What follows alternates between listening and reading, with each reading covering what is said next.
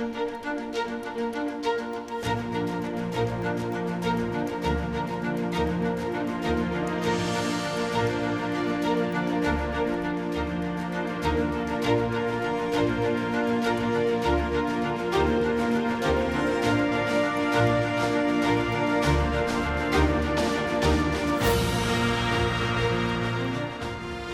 are now just 4 days from the first presidential debate. President Joe Biden and former President Donald Trump will go head to head for the first time since 2020 as they both ask the voters for 4 more years in the White House. Thank you for joining us for Face the State. I'm Tracy Townsend. Doug Petcash is off this morning. Millions of Americans will be tuning in as the two candidates take the stage Thursday. Later in this show, we're talking with debate experts about what we could expect as new rules will be in place for the debate. But first, the countdown is on. Ohioans will head to the polls in about 5 months to decide not only who will be the next president, but also a host of other issues. Already, tens of millions of dollars are being spent in Franklin County to ensure the election runs smoothly. 10 TV's Kevin Landers begins our coverage with a look into how election workers are preparing right now for the November 5th election. Leading Biden by a lot. Former President Donald Trump. They found Donald Trump guilty on all 34 felony counts. And President Joe Biden are not the only ones headlining the November election. Ohioans will also cast their ballots to decide who will represent them in the U.S. Senate, as Democrat Sherrod Brown and Republican challenger Bernie Moreno also battle for votes. There are 3 Supreme Court races that are high of mind. And people are talking about. Then we have all our local elections. So there's a lot that will be voted on here. That's not all. Ohioans could also vote on a proposal to raise the state's minimum wage. Supporters are hoping they can get enough verified signatures by July to make the November ballot. To ensure those votes are counted correctly, Franklin County has allocated millions of dollars to make sure election officials have the right people in place. The county says it will need 5,200 poll workers on Election Day. They will continue to be the highest paid poll workers in the state, earning a base of $133 on Election Day. New this year, 4 seasonal workers at the Board of Elections will now be paid full-time salaries to handle more voters. We're going to see an increased amount of voter registrations come in. We're going to see an increased amount of absentee applications come in. We're going to see an increased amount of voters coming to our early vote center to vote. And so we need more people to assist in handling those processes. 117,000 Franklin County voters voted early in the 2020 presidential election. Franklin County is expected to hit that number or exceed it this year. And this will be the first presidential election where voters will need a photo ID to cast their ballot, since the law passed in April of last year. You can no longer bring in a utility bill as a form of ID, and so voters need to be aware that they need a photo ID, and if they don't have one, they can get a free state ID through the BMV. Kevin Landers, 10 TV News. Elections officials say one of the challenges they face every year is finding enough poll workers. The director of the Franklin County Board of Elections says it's Republican poll workers that are often the hardest to find. The law says no more than 50% can be of one party when it comes to being able to work at polling stations. Now, as we look toward the election, we talk with the League of Women Voters of Ohio's Executive Director, Jen Miller. She tells us the most important thing for voters to do when they cast their ballot is to vote for everything, not just president. Our message to voters is that they need to vote on everything on their ballot. They should vote their entire ballot. We know that presidential years tend to have higher turnout, which is great, but we want to make sure that when Ohio voters show up, that they don't skip any of the races. Those statewide issues, those local issues and levies, all the way down to the local judge. What we know is that a lot of voters skip those local races, and those are really critical. Meantime, one issue you could see lower on the ballot is a new KOTA levy. If it passes, the levy would raise sales tax by half a penny. KOTA leaders say that increase would generate $6.5 billion over the next 30 years. It would help build hundreds of miles of sidewalks, bikeways, and pathways within KOTA's service area. Franklin County Commissioner Erica Crawley says focusing on transit is important for our community. But I can't talk about housing if I'm not talking about transportation. I can't talk about healthcare if I'm not talking about transportation. I can't talk about education and, again, getting to jobs and businesses if we're not talking about transportation. Transportation is embedded in everything that we are doing in order to make sure that all of our residents here in Franklin County can thrive and not just survive. The levy would also fund 5 new rapid transit corridors and increase KOTA service by 45%.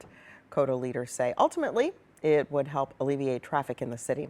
Columbus Mayor Andrew Ginther says this investment is necessary as the community grows. This is a community that is on the move. It is on the rise. I always say the sun is always rising in Columbus, but it's time for us to prepare for the morning and make sure that as this dawn of a new era for this community takes shape, that we're planning for the future and that we're planning to create the jobs, the opportunity, the education. Voters in all of KOTA's service territory will be able to vote on this issue in November. More than 158,000 people are now on Ohio's voter purge list. This means before the November election, they're going to be removed as registered voters because county boards of elections flag them as inactive voters. That is unless they take action now. Voters who filled out a national change of address form indicating that they have permanently moved are the most commonly affected. Broken down by county, Franklin County has the most on the list, with more than 23,000 voter registrations at risk of being removed from the system. Delaware and Fairfield counties have about 2,000 each, and Madison County only had 76 names on its list. Now, if you are on the list, you still have more than a month to update your registration and avoid removal from the state's registration. All you have to do is update your address online, through the mail, or in person, or engage in voter activity like submitting an absentee ballot application. If you miss that deadline and you're purged from the voter rolls, you do have to register to vote again with your correct address. The deadline to register is October 7th, with early voting starting the very next day. A former executive at First Energy could call Governor Mike DeWine and Lieutenant Governor John Husted as witnesses in his trial. This is according to court documents from Summit County. Michael Dowling is facing charges related to the $60 million bribery scheme. Earlier this week, Governor DeWine deflected questions about his relationship with former First Energy executives. This comes after text messages revealed he asked for money ahead of his first campaign for governor in 2018. DeWine also seemed frustrated with questions after reporters asked him about the $500,000 the now indicted CEO put into a PAC for him. Governor Mike DeWine deflecting those questions about his relationship with former First Energy execs. Let me just say I followed the law, and you can look the law up just as well as I can, but you're not going to see me violate the law. We're going to follow the law about coordination.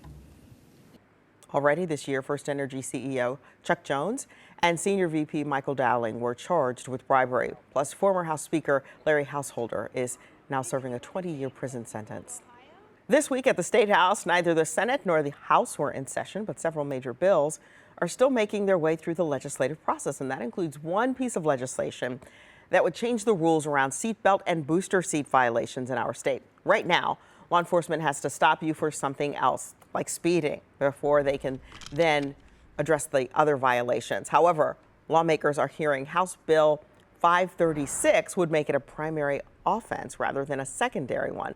And that means officers and troopers no longer need any other reason. This is all something Governor Mike DeWine called for in his State of the State address earlier this year. To make his case, DeWine cited stats from an Ohio Department of Public Safety survey that showed seatbelt use in Ohio hit its lowest level in nearly 2 decades.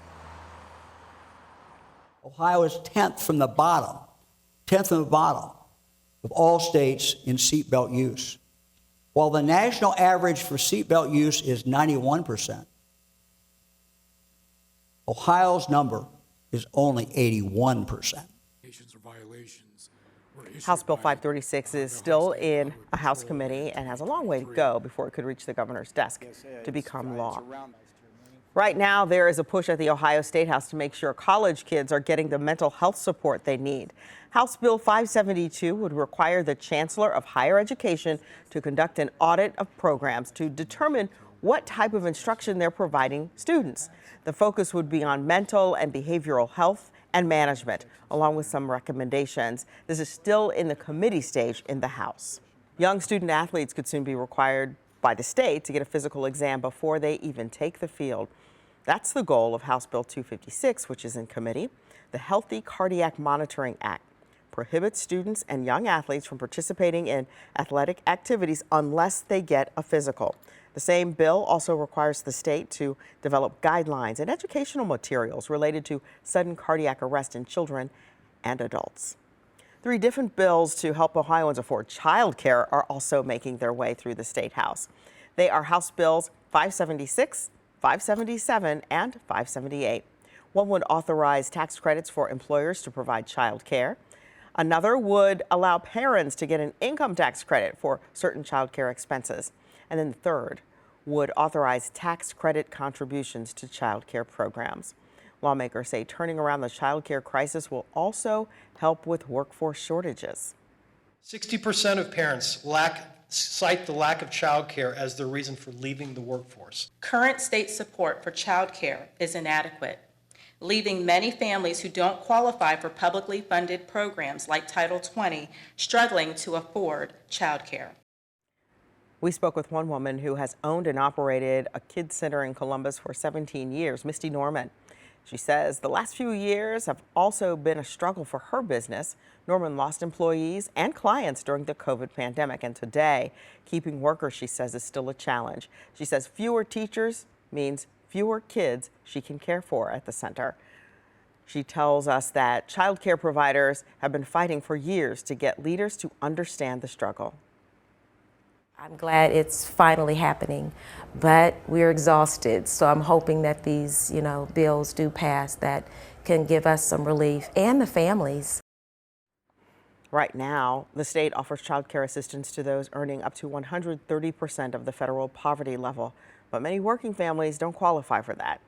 Each of these bills is in the House committee, and 10 TV will continue to update you when they go up for a vote. New data reveals the state overpaid school districts in this current budget by about $30 million. The Department of Education and Workforce says a miscalculation in the school funding formula caused this. Columbus City Schools, for example, received more than $850,000 than it should have. The president of the Ohio Education Association says the Ohio General Assembly is not trying to get any of the money back, and the error shouldn't have an effect on the next budget. He also notes the school funding formula has not been fully implemented. One part of the calculation of the formula that still has to be done is based on a cost study that the legislature is supposed to be conducting now, looking at the unique costs related to serving students who are English learners, students who have special needs, and I think very significantly, students who come from high poverty backgrounds.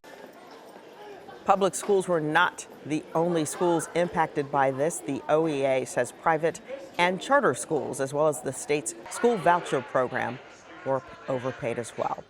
It's the first ever presidential debate between an incumbent and a former president. President Biden has to have a good debate. He cannot have those gaffes. In just 2 minutes, the new set of rules you'll see on the stage and who debate experts say that will help and who it could hurt. And changes could soon be coming to a major route to Columbus ahead, while the governor says these recommendations could do more than make your driving quicker. This is the best vision that we can have at this moment, how to start whacking away at this problem.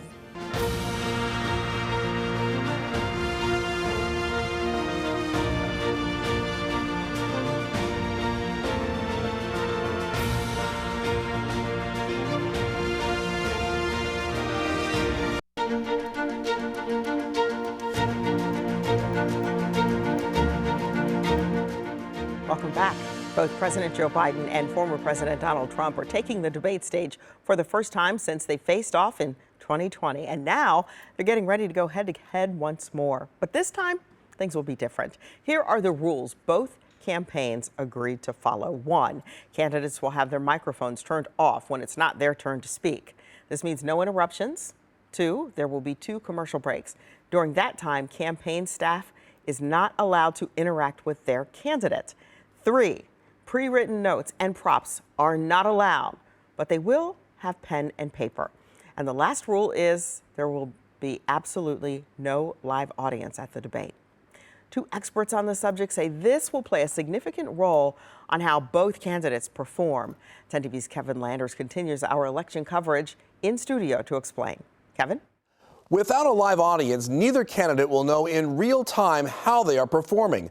Those one-liners that candidates throw out at each other will fall silent to an audience that won't be there. I spoke to two experts in the field of debate about why the tone of this debate should be a lot different.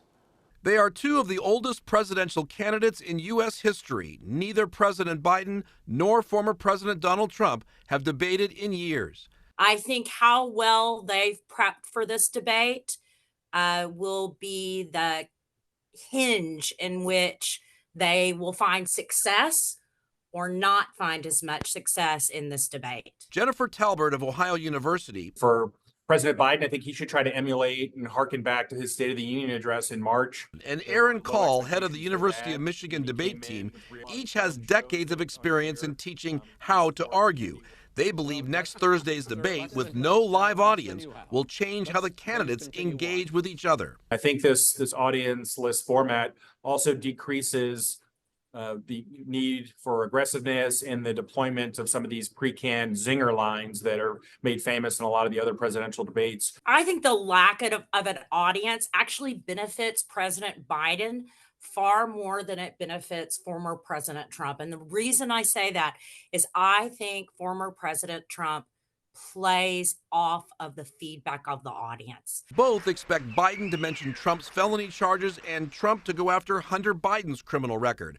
However, they caution not to turn off the undecided voter. I think that there's always a risk of kind of going on the offense too much. One of President Trump's big strengths is he's a great counterpuncher. So if President Biden does start trying to attack him on issues like January 6th or the recent criminal conviction, sometimes he hits back a lot harder. As for who has the most pressure to win this debate, both agree it's Biden.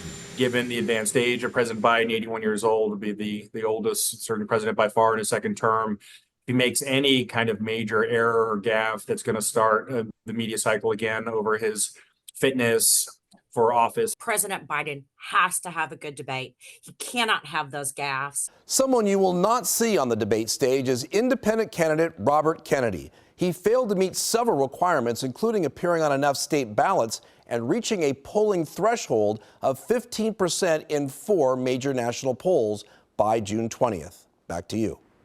And CNN is hosting the 90-minute presidential debate Thursday night at 9 o'clock. We will bring you the main takeaways from that debate right after it ends on 10 TV News at 11. Some changes could be coming to a major route connecting Columbus to Toledo, Michigan, and Canada. This comes after Governor Mike DeWine and ODOT officials released new recommendations to improve US 23. These recommendations would remove all but 7 of the 39 traffic lights along the corridor there on 23. They would also widen lanes and interchanges and construct overpasses. ODOT says changes could cut future rush hour travel time to less than 30 minutes and decrease crashes. Governor DeWine says these changes will do more than just make the drive easier. It'll be safer, too. These are things that we're comfortable doing that we know will save lives and will help anybody who drives on North 23 out of Columbus. The recommendations for 23 are not final plans. ODOT says it will present more details on the options during public meetings that will be held in the coming months. Google is now investing an additional $2.3 billion in Ohio. The company says this will support its 3 sites in Columbus, Lancaster, and New Albany. Already, Google invested $4.4 billion since breaking ground on its first Ohio data system center in New Albany back in 2019. Google says this plays an important role in its AI innovations and customer base. Still ahead today, it's Pride Month. We're taking a look at one of Columbus's longest standing lesbian bars and how former patrons are preserving history. It was just clear that this bar was so important to so many people that the bar itself really almost had a life of its own, and it's a story that we felt needed to be told. That's next.